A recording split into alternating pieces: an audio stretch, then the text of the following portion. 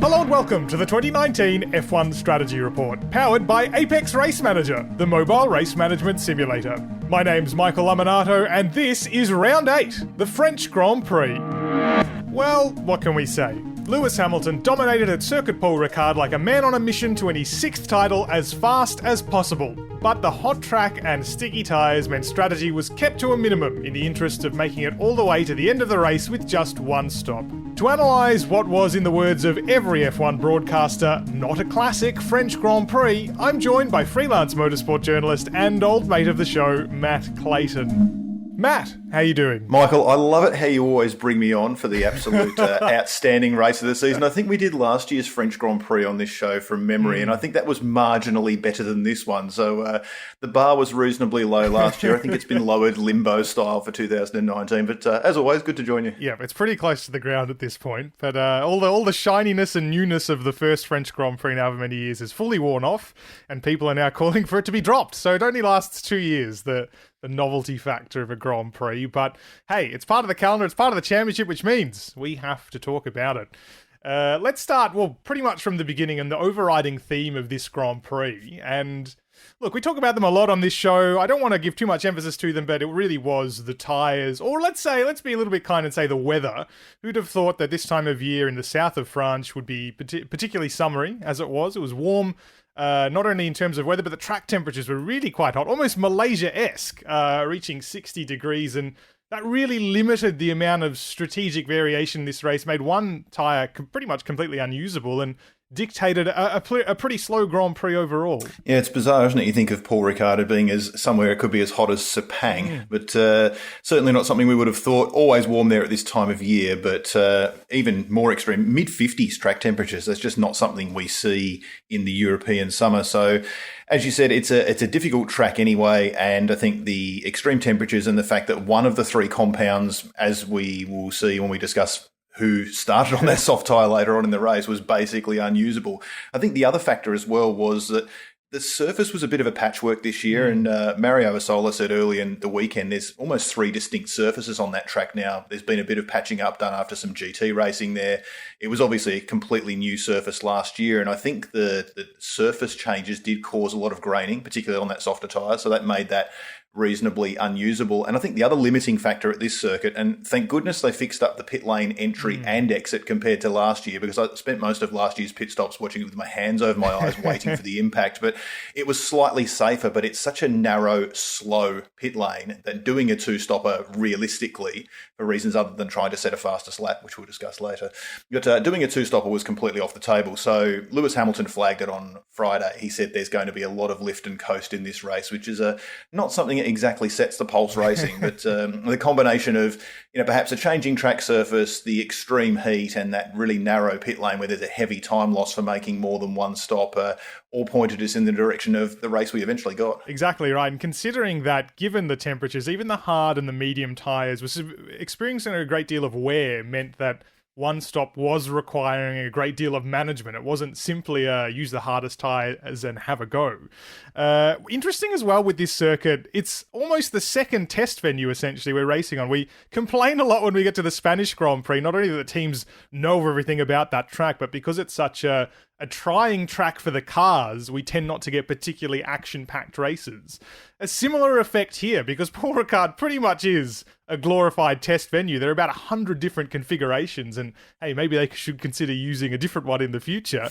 But it meant that the technicality of the circuit didn't really lend itself to good racing in the first place. No, that's right. I think the Barcelona comparison is very valid. I think we're probably a little more cynical and more used to Barcelona because we see it year on year.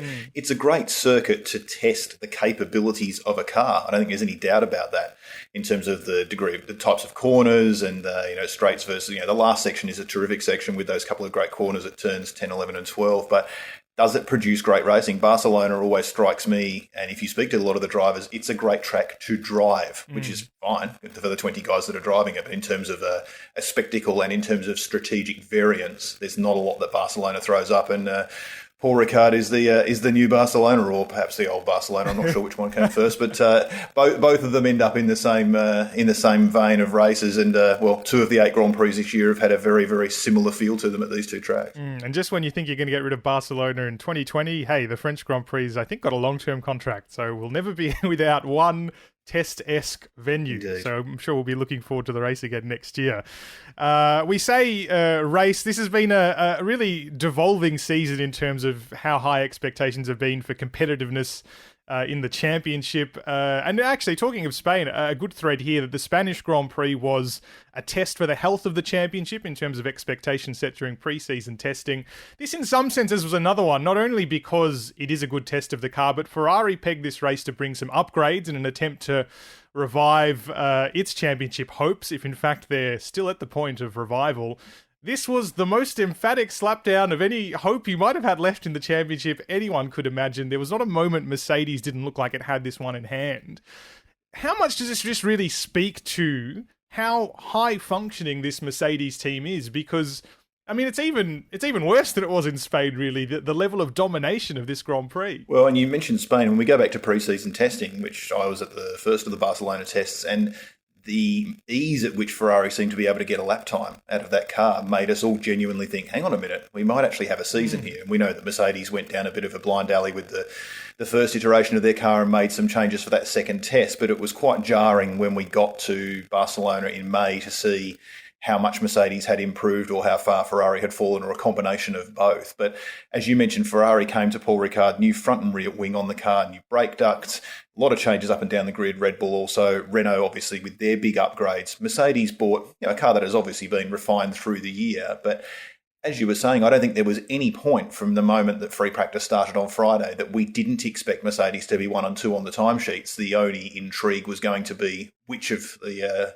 2 drivers was going to be 1 and 2, and it was still intriguing as we moved through Saturday, through FP3 and through qualifying. But once we got to Q3, and once Lewis Hamilton decided to do what he often does in Q3, I think it would have been an absolute shock had he not won the race, given the form that he showed against his teammate and also against every other car in the field. But as you said before, I think the margin with which Mercedes are playing with at the moment, they're not exactly having smooth weekends either. There was a bit of fraud action on the Sunday again, as there was in Montreal with Lewis Hamilton's car, and he was complaining at various points through the race. It sounded like one of the seat mountings broke at one point, so it wasn't completely smooth sailing for him. And an 18-second win, if you just looked at the timesheets, would indicate that it was very smooth. Yeah, almost shades of the start of this turbo hybrid era, 2014. I think Valtteri Bottas completed this race with a misfiring engine and still finished second. So there's certainly a little bit of margin in that car. Before we get to some of the few strategic points of intrigue in this race, just a word on Hamilton versus Bottas, because if there's no championship fight between Mercedes and Ferrari, it's really falling down to Valtteri Bottas to keep some interest in this season. He was praised for being Bottas 2.0 at the start of the year, a name I wasn't particularly fond of, but I guess it described something. That certainly doesn't seem to be the case so much anymore. The slow starts we sort of got used to Hamilton having over the last couple of years, he's certainly shortened them down and seems to be in a pretty strong purple patch at the moment. Is there any hope, in your opinion, that Valtteri Bottas can salvage something here, 36 points down already as he is in the championship? Look, I'm not sure that Bottas's level has necessarily dropped that much. I mean, I think he was terrific in Australia. We saw that, and got the win in Baku a year after he should have won that race, of course. I don't necessarily know if his level has dropped that much. We see the odd little wobble in Q3 or the occasional slow start like he made in Spain. I think more frighteningly for everybody else, Lewis Hamilton is operating at a level of efficiency and form at the moment at a point of the calendar that's not usually his strongest point. He normally lays the smackdown from about Hungary onwards. He always seems to go to Hungary, win, go into the break, and then just decimate the field after the mid-season break. The fact that he's peaking at this point, it's his 4th straight race win, he's won 6 of the first 8. So I think he is at a very high level earlier in the season than we're used to. We've seen what Bottas can do, beat Hamilton in a straight fight in Australia. We know that he, on his day, can be just as quick, but those days are becoming fewer and further between. So I don't know whether there's a Bottas 2.0.1 or something else in the Mercedes manual that they can dial up, but the Drivers' Championship 100% now depends on how strong a fight he can mount against his teammate, because I think Ferrari and Red Bull and everybody else are bit part players at this point. Absolutely no pressure then on Valtteri Bottas. Not at all. If we look at the layout of this field overall, a lot of the finishing positions, the ones that did happen to change between or over the course of the race, from the grid to the end to the checkered flag, did sort of depend on the starting compound of tyre. Only two drivers started on the soft, Pierre Gasly and Antonio Giovinazzi, and we'll get to Gasly in particular a little later on as we dissect how the midfield unfolded. But there was a difference between those who started on the medium tyre and those who started on the hard. It was interesting to see, actually, that all but two drivers managed to use the medium in Q2. Such was the understanding that the soft tyre was going to be pretty average for that opening stint of the race. But let's compare Kimi Räikkönen and Nico Hülkenberg to Daniel Ricciardo. And let's assume for a moment that Daniel Ricciardo hasn't gotten that post-race time penalty, just for the sake of dissecting this strategy.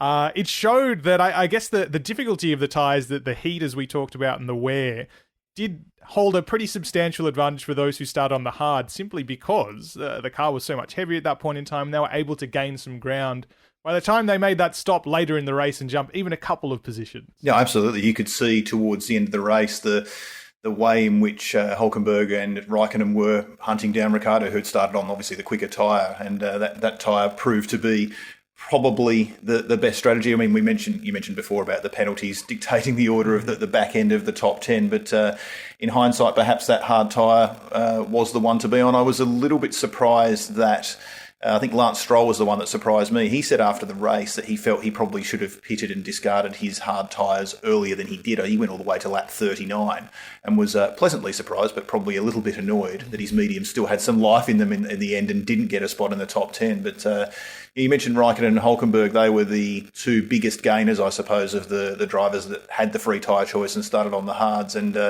as for the softs, other than people trying to set fastest laps on them at the end of the race, they mostly stayed in the garage, didn't they? Yeah, exactly right.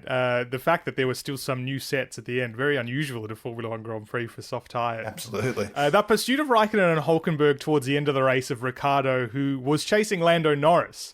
And, I mean, we talk often about the battle for the best of the rest in Formula One. This was a battle for the best of the rest's best of the rest, because McLaren was sort of a bit of a cut ahead of the midfield. It's slowly starting to come good, I guess, touch wood if you're a McLaren fan, this season, really rising to the top of that midfield. Renault was sort of thereabouts, I suppose, but Carlos Sainz certainly seemed a little bit untouchable. Lando Norris, only because of that hydraulics problem at the end, came under fire from Daniel Ricciardo. But I think more importantly here, the fact that Ricciardo was fighting with Norris and then eventually defending against Raikkonen, passing him off the track, was that Pierre Gasly was not involved, because his car was faster than all of them, theoretically.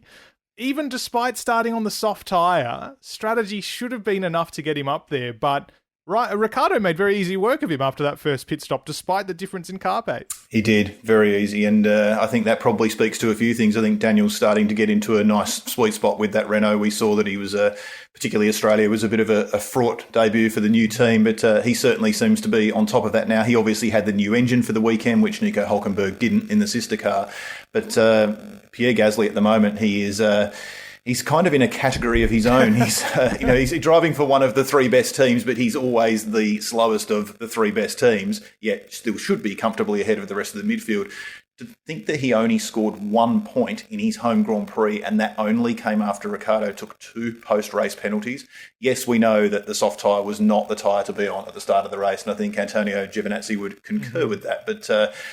the season has been pretty underwhelming so far for Pierre Gasly, and to think that he's only just ahead of Carlos Sainz in the Drivers' Championship after 8 races, it's a big enough sample size now to think that there must be some concerns there as to, has he gone through too soon to the main team? Did they have another choice? But it's certainly not working out for him at the moment. And going back to that Barcelona first test, he had 2 massive shunts up there and has never really looked like he's on top of things since. And he's been in his own little class for the first 8 races of the year. Just to detour briefly on the topic of Pierre Gasly, Red Bull Racing is known for its ruthlessness, I think it's fair to say. But yet I suppose they find themselves in a situation where it's not as if there's an obvious choice to replace him. What does the future hold for Pierre Gasly in this situation? I mean, he's being compared to Max Verstappen, which is, well, it's a pretty difficult position to be in given the level Verstappen's been performing at this season. But considering that Red Bull Racing should be eyeing off Ferrari for second in the championship, but are not because of Gasly's points haul, I mean, it can't end well for him, surely. But this goes back 12 months. I mean, you look at last year's driver lineup. Who would have ever thought that Brendan Hartley would get another shot in Formula One, so late into his career, and the fact that I've actually lost count of whether Danny Kvyat's been let go and brought back. I think I've run out of fingers. I might have to take my socks off or something. But it's getting to the point where if it's not Gasly, then who is it?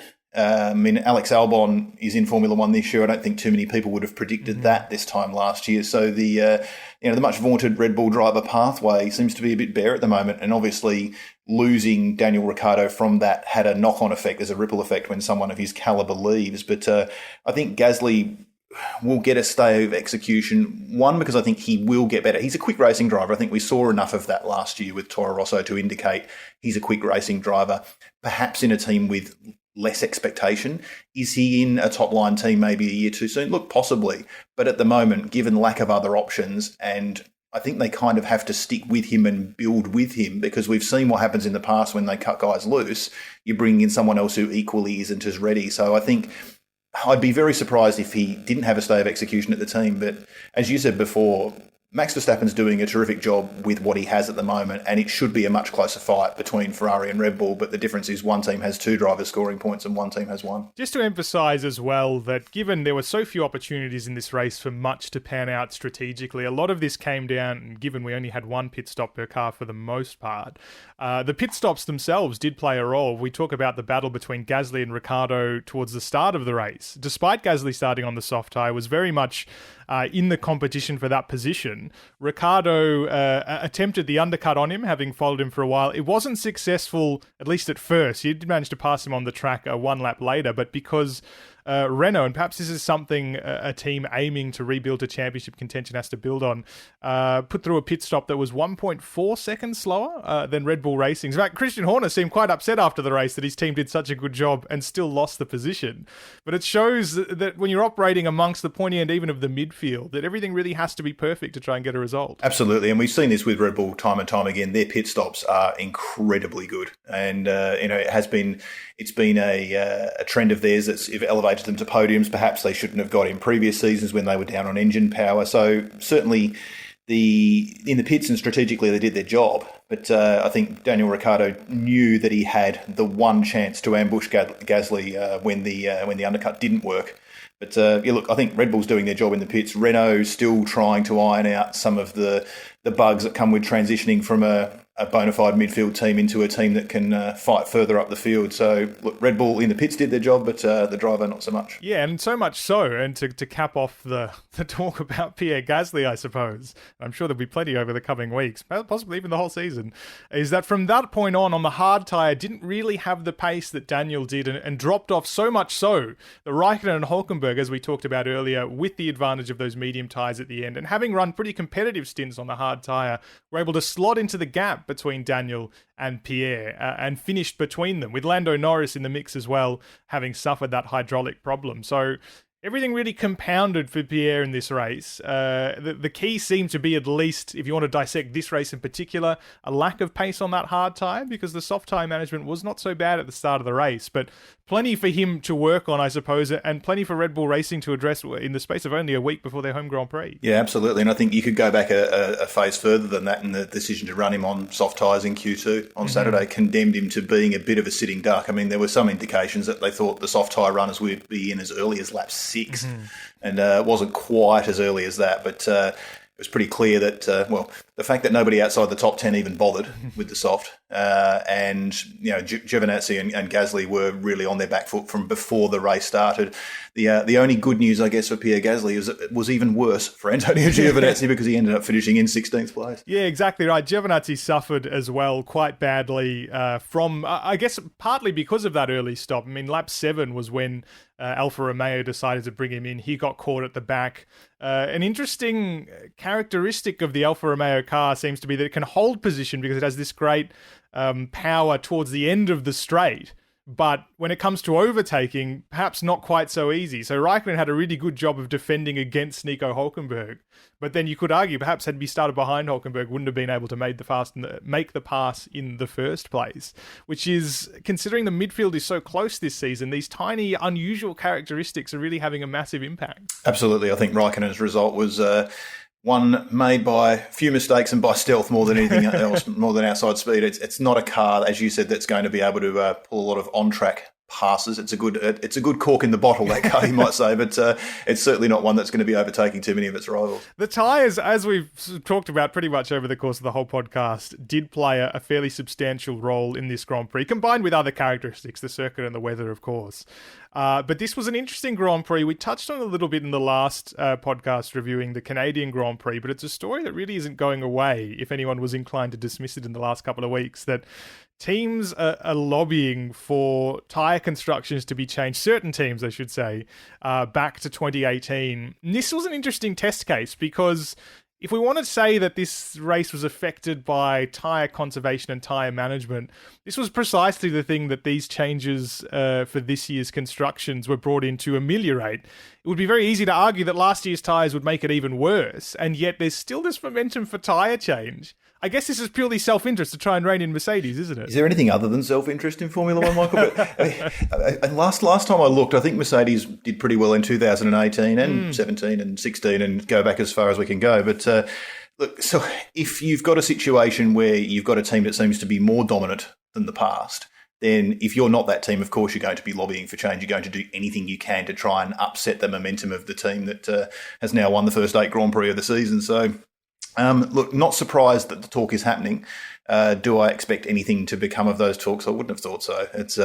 It seems like one of those things where the other teams are making a lot of noise because if they didn't make the noise, it would probably be more noticed and more reported upon. But in terms of actually changing something midstream, or now we're more than a third of the way through the season, you can't see it happening. But it's certainly not going to stop the cage rattling, shall we say? Yeah, it'd be particularly interesting. I mean, a mid-season change for a control part would be, not unprecedented. In fact, Pirelli's constructions have changed before. I think it was 2013, wasn't it, after the British Grand Prix when we had the exploding tyre situation? 2013 off the top of my head anyway.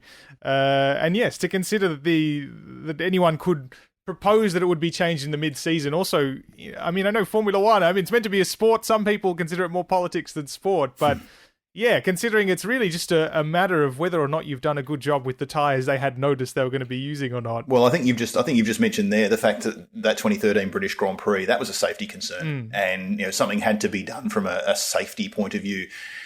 I've not heard any discussion of it being a safety issue. It's a performance issue, and Mercedes have made the best of the situation. Everyone else had the same opportunity to make the best of these new tyres. It's just that the team that's been dominating for the past 5 years has done the best job of that and increased their margin. I don't think there's anything more to it than that. Yeah, exactly right. This is one of those moments, much as we should admire Lewis Hamilton's performances at this point of the season, likewise Mercedes, which is continuing to raise the bar. You think it couldn't get any better for them. It continues to. There was perhaps only one fly in the ointment for Lewis Hamilton.